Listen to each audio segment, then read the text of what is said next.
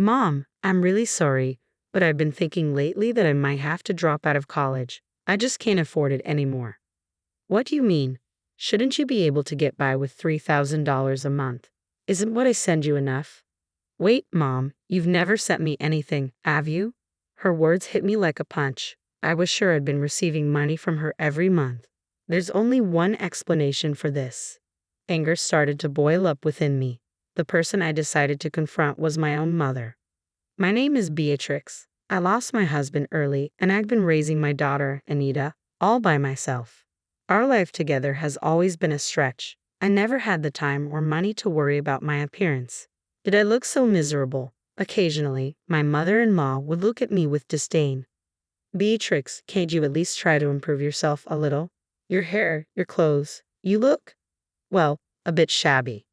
I'm sorry, I'll try to do better. It hurt to be criticized, but she was right. I had no choice but to accept her words. I've never let myself get angry or snap back at her. In the spring of a certain year, my daughter, Anita, was accepted to her dream college. It was a far commute from home, so she decided to live on her own.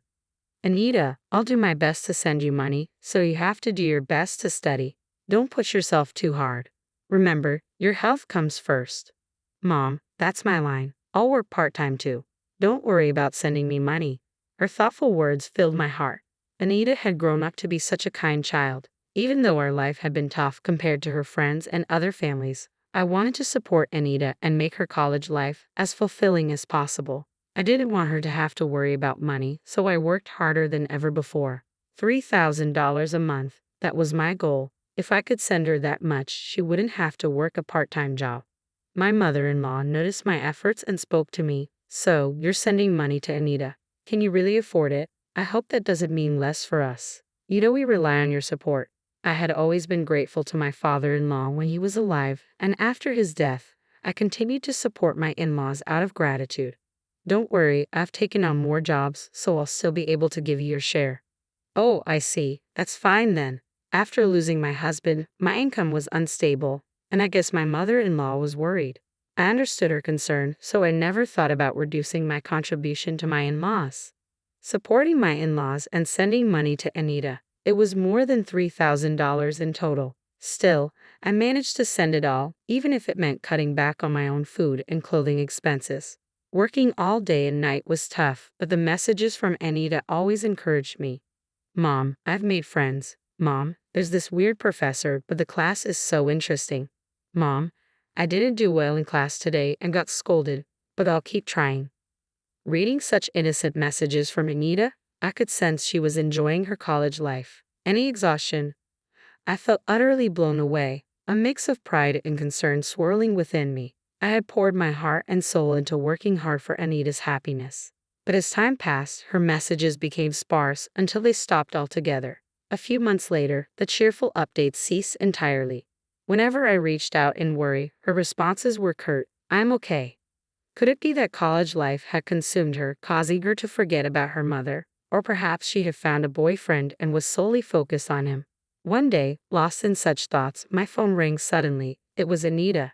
"Hello, Anita. What's up?" It was unusual for her to call. We typically converse face-to-face at home. Even after she moved to college, most of our communication was through text. "Yeah, I'm sorry, Mom. What happened?" Anita sounded down. I could sense something was amiss, so I concentrated on her voice through my smartphone. I ran out of money. I'm thinking maybe I should quit college." Anita's words hit me like a ton of bricks. "What do you mean you're out of money?" "I'm sorry, I tried my best," she said, her voice trembling on the verge of tears. I had faithfully sent her $3,000 every month without fail. It wasn't a lavish amount, but it should have been enough to prevent her from struggling to the point of contemplating dropping out. Besides, she was supposed to be working part-time as well. I couldn't fathom how she could be in such dire straits. Could she have fallen in with the wrong crowd, neglecting her studies to squander her money? I entertained the thought for a moment before shaking it off. No, that's not like Anita. Anita, it's okay. Take a deep breath and tell me what happened. Yeah. I was trying to make ends meet with rent, groceries, and my part-time job earnings. I had to dip into my savings, and now that's all gone too. I'm sorry, Mom. I'm really sorry. Hold on a second. What about the money? I send you every month. That should cover your rent and living expenses, right? No. No matter how I calculated it, the numbers didn't add up. If Anita was spending her salary, my remittances, and even dipping into her savings, something was seriously wrong. But she didn't seem to be lying. Anita, you never sent me any money, did you? Her words hit me like a ton of bricks. That's impossible. I've been sending you $3,000 every month. Did you check properly? Are you sure there's no money in your account? There's nothing. I've been keeping a close eye on my banking. If you'd sent me that much money, I definitely would have noticed. The shock hit me like a punch to the head, leaving me feeling dizzy. It was clear Anita hadn't been receiving the money, and it was causing her a lot of trouble. You don't need to drop out of college. I'll send the money right away, so don't worry. Do you have something to eat today? Are you okay? You're not getting sick, are you? I'm fine. I switched to a job where I get meals, and my friends have been worried about me. They've been sharing some food with me. That's great. You have good friends. We need to thank them next time. But Anita, you're already having a hard time. I don't want you to struggle anymore because of me. So that's why you didn't tell me until the situation got this critical. Thank you. But listen, for me, seeing you in such a difficult situation is much worse. So please leave the rest to me. With that, Anita finally let out her emotions and started crying. I wondered when was the last time I heard her cry like this. After comforting Anita and hanging up the phone, I immediately took action, driven by a growing anger. I decided to confront my mother-in-law, who lived nearby. Oh my, what's the matter, Beatrix? Showing up without a call? How rude. Never mind that. What have you been doing with the money I've been giving you each month? Eh? What money? Of course, that money is for living expenses, she replied, her face momentarily twitching when I mentioned the money for Anita. I'm talking about the money for Anita. I was giving that to you too, right? The remittance to Anita was not directly transferred by me into her account. I've been handing it directly to my mother-in-law, who lives nearby, and she offered to make the transfer herself when she learned it was for Anita. So, I have been giving her an additional $3,000 for Anita's remittance. I would have declined if it was only about transferring the money, but there was a reason I didn't. That's because she said, I want to contribute to my granddaughter too. That's what you said, right? I trusted you and gave you the money. But what do you mean you didn't transfer it? My mother-in-law had convinced me with that, even though she was getting money from me. I thought it was her kindness toward Anita and trusted her. What are you talking about? I've been transferring money to Anita's account every month. Yes, I have. Please stop lying so blatantly. Anita has told me that she never received any transfers. Oh my, for her to lie like that. What kind of child is she, Beatrix? Maybe it's your parenting that's the problem. Excuse me? Hearing my own daughter being called a liar made me feel a rush of blood to my head. But if I lost my temper and forgot myself here, it would play right into her hands. I told myself to calm down, took a deep breath, and spoke again. Anita doesn't lie. If you insist on this, show me the bank statements where you made the transfers. I threw those away a long time ago. Listen, by checking Anita's account history, it's easy to see whether you really transferred the money or not. Even after knowing this, are you still going to call Anita a liar? Anyone could think of this, but when I said it, my mother-in-law seemed at a loss for words. She huffed again, muttering stubbornly under her breath. So persistent. I took a deep breath and continued, if you insist that you transferred the money, we should let the police investigate. The police? Isn't that a bit dramatic? It's not. This is about money. You said you transferred it, but it didn't show up. That sounds like a crime to me. We need to get it properly investigated. I don't think we need to go that far. Well, then I'll contact them now. No, stop. As I pretended to call the police, she lunged to snatch the phone from my hands. She missed and stumbled, then fell down and started crying. I never expected the mere mention of the police to have such an effect. In reality, I wasn't sure if the police would do anything in a situation like this where it was obvious that a family member was involved. But the word police itself seemed to weigh heavily on her. Despite her sobbing, I felt nothing. Anita, who had tried so hard not to cry, was the one who had suffered. According to her subsequent confession, she had always loved shopping. She probably had a shopping addiction, although she didn't seem to realize it. She tearfully told me about how her husband had once cut up her credit cards and how difficult it was for her. As far as I could tell, it was entirely her own doing, but she didn't seem to understand that. I suspected something was off. My mother-in-law kept getting the same amount of money even after he passed away, but I started getting requests for money earlier than expected. That never happened when he was around because he never gave me any money. When I went grocery shopping, he would check all the receipts, and I had to return every cent of the change. Can you believe that? It was awful. I felt so pitiful. I couldn't begin to understand what she thought was pitiful and didn't bother trying. In other words, when her husband was alive, he managed the household finances and kept her from having any extra money. When he was gone, I finally had some money. I started buying things I couldn't afford before, and, well, I fell a little short. Then you mentioned sending money to Anita, so you took Anita's money. Do you realize that's theft? Theft? That sounds so awful. I was just borrowing it with no intention of returning it. Anita suffered because of your selfishness. She's young, she can handle it.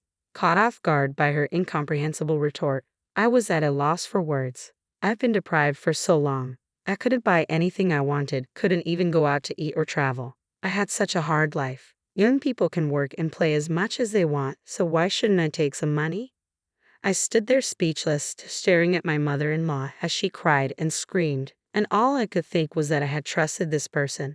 My father-in-law had done me many favors, but now that I think about it, I can't recall my mother-in-law ever being kind to me. However, when Anita was still a little girl, my mother-in-law did buy her various things, so I thought she was expressing affection for Anita in her own way. And I was relieved. Looking back, I suspect all that shopping was just to satisfy her own desires. I failed to see that, and I caused Anita unnecessary suffering. Such a gentle child. I can never regret it enough. Mother-in-law, no, Evelyn. I intentionally called her by her first name. I don't want to think of her as my mother, even if it's just in-law. I cannot forgive you. After that, I sought free legal advice and did everything I could to recover the money, but you can't take from a person who has nothing. However, I had a trump card. Before my father-in-law passed away, he left me a will giving me the rights to his property. At that time, I wondered why he left it to me, but now I can guess that he might have been worried about his wife's reckless behavior. Naturally, my mother-in-law demanded that I renounce the inheritance, but I firmly refused. I want to praise my past self for staying firm despite being severely criticized as a greedy daughter-in-law.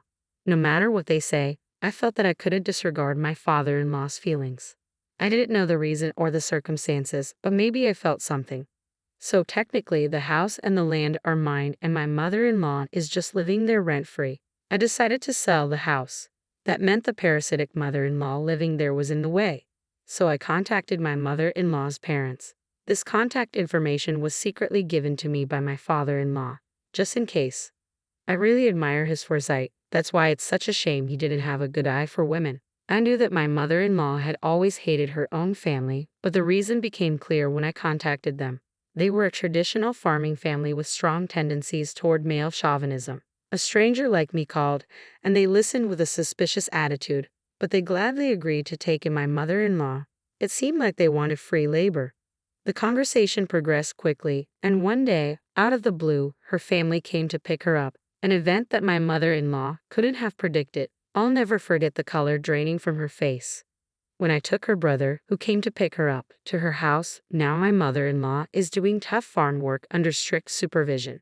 She can't even go shopping at the supermarket, let alone squander money, and she seems to be living the life without touching money at all. Due to the stress, she seems to have aged quickly and is working every day as a wrinkled, frail, ghost-like figure with white hair. Looking at the recent bank statement of the money I just transferred to Anita, I smiled, thinking that if I saw her at night, I might scream. The house sold easily. It wasn't in a particularly good location, but once I decided I was okay with selling it for a low price, a buyer came forward immediately. The amount was enough to recoup the money wasted by my mother-in-law. I used that money without hesitation for my living expenses, and I sent Anita the money I earned from working.